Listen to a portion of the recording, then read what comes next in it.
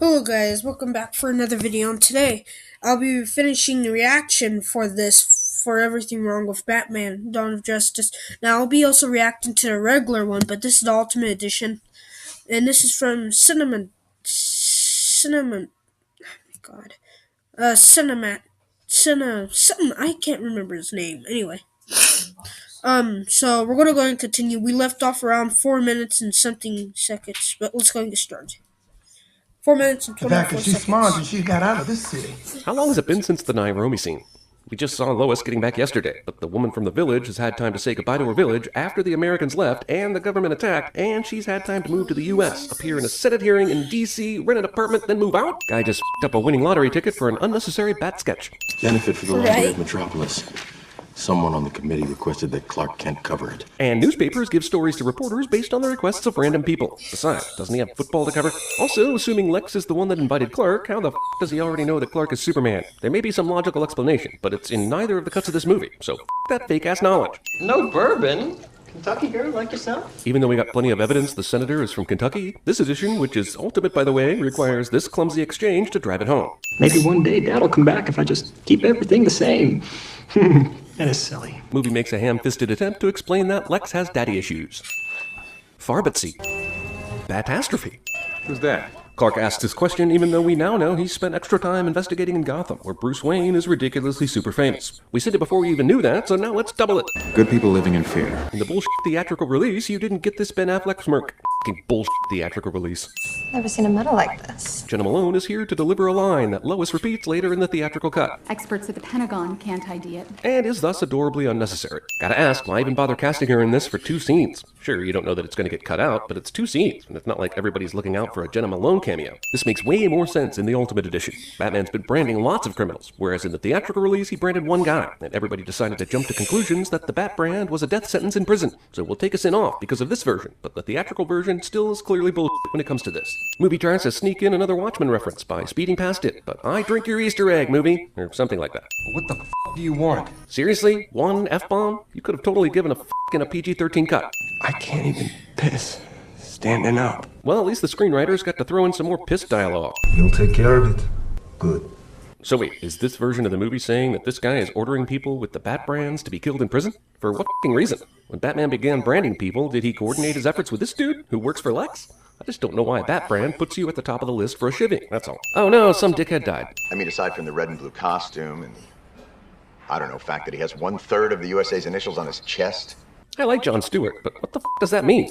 1/3 of the USA's initials? Who gives a It's the sword of Alexander. Ultimate Cut gives us more footage of a description of a fake artifact. I applaud the theatrical edition for cutting this scene down by adding 3 more to this bloated piece of shit.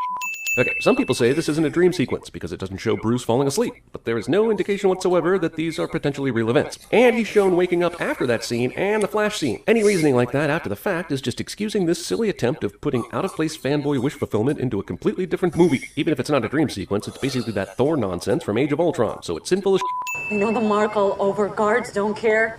That's the judge. Yeah, but is he working with the bad guy? Remember, it's the guy who works for Lex who's commissioning these Bat I brand actually can't believe it, because in a Batman versus Superman, oh my god.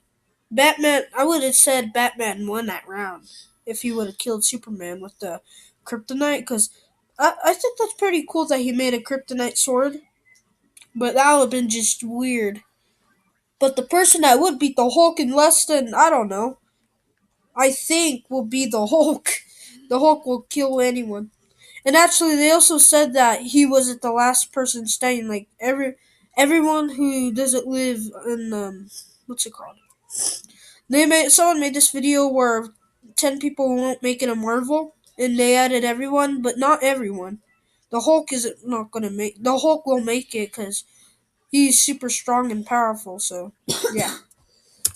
Jenkins in prison. What is the origin story of the Bat brand becoming an instant death sentence? What does it supposedly mean? It's some bullshit to make Batman seem like a morally weaker superhero, but has no foundation for becoming a thing. Hey Batman, you don't want to double-cross your prisoner-killing partner, do you? So far, the only interesting differences between these 2 versions are the expanded CIA attack at the beginning, the different ordering of scenes, and Clark's better understanding of the Bat brands, even though technically they still don't make sense in the story. This right here isn't one of those scenes. Does this woman live in Nairobi or not? How was she a credible witness during that CIA thing at the beginning of this movie? I don't know if they ever explain why she looks like she's lived in the greater Gotham metropolis San Jose area her whole life. Also, we're still on this C story that no one cares about. But how could they know that he'd show up in the... They still don't explain this in this version. Lois again cuts herself off, as if she's just realized Superman is drawn to my blood like Edward DeBella in Twilight, but they never make that plain anywhere. Sir engineered the desert. It was an ambush for Superman.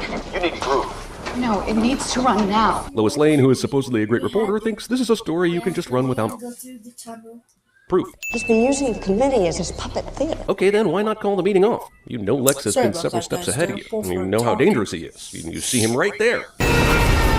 I'm sure nobody saw that, and subways have 0 cameras. You can get away with anything down there. Another scene where Soups is moving extremely slowly relative to his abilities. Is this really the right place to take your sweet-ass time? Ultimate Edition, now with 100% more Alfred manual labor. Also, after that Capitol building explosion, I really wondered what Alfred thought about all this. Now, my wish is granted. There was a sin before about not seeing Batman break into LexCorp. Now that we get a brief glimpse of how awesome that break-in was, I'm adding 10 more. More things, going into things, more sweaty workouts. Alexander Luthor, your security override has been accepted. In the theatrical release, I just assumed they cut out the part where the ship decided to accept Luthor's override, but the addition of Ultimateness still doesn't explain it. Why is Clark walking exactly? Can't he just fly to the top of the mountain? Is he trying to prove something? Burning calories? The inside of the chair was lined with lead. We didn't sin the fact that Soups didn't see the bomb in the first go-around, but since this edition finally actually explains something helpful, I'll remove one sin. Still some bullshit. So falls the House of Wayne.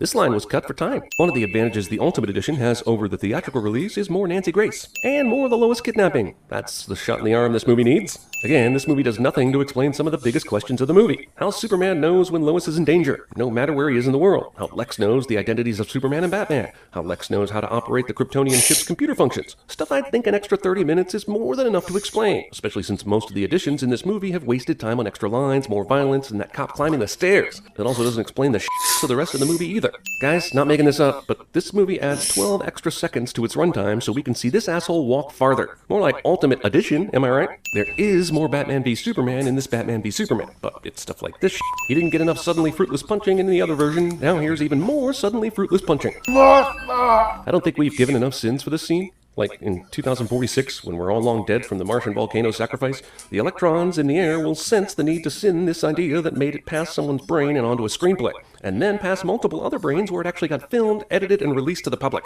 I don't deserve you, Alfred. No, sir, you don't. This version touches more on the romantic relationship between Bruce and Alfred, an area where no other Batman movie has dared to tread, removing one sin for the obvious homosexual relationship that this movie makes no big deal about, the way it should be. More Batman kicking ass in the best scene is always a good thing, but this MPAA has me befuddled. I haven't seen one thing in this movie that would make it R-rated for violence. There's no way this is worse than your average PG-13 movie. I don't hate the sinner. I hate the sin. Lex Luthor's philosophy is too dangerously close to our own. Movie does explain what happened to Martha after Batman saves her, which is good, because I was beginning to think that Batman made her walk home. If anything, this version raises more questions as to why certain things are cut and why certain ones are not. Here's a shot of Perry looking out a window that saves 4 seconds when you cut it. I mean, someone actually said, "We need to lose this. The brass needs an extra 4 seconds, guys." This probably got cut because it looks stupid as While we were dumbfounded that Superman didn't just throw the crypto spear instead of flying directly into Doomsday, I'm even more dumbfounded now that the spear didn't weaken Superman enough to the point where he crash-landed before being able to do that. More Superman fake death morning. Oh, this explains Lex Luthor's "he is hungry" moment. Well, we'll remove a sin, I guess. Why the did they cut this? Still, even after he sets up the Batman fight, then unleashes Doomsday, Lex has time to interact with an even badder Batty. Forget arresting this asshole, just take him out now. Chili's ready. What? Kennedy's dead? Food porn. The Lois staring at the ceiling scene stays in. Seriously, watch the theatrical version against this version side by side, and the bagpipes start playing Row, Row, Row Your Boat. They said it's all taken care of. By whom? Anonymous donor. Bruce paid for the funeral. Pretty badass. Civilization on the wane, manners out the window. F***ing how? Just show me any moment in either of these two editions when Lex figures this out. Apparently his superpower is to just casually know everyone's secret identity. I arranged for you to get transferred to Arkham Asylum in Gotham.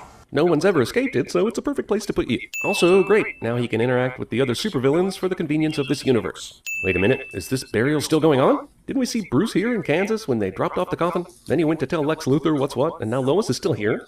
Alright guys, I'll pause this.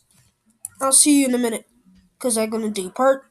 Well, this will be it guys. If you did enjoy this, smack the like button, and I'll see you next time. Peace.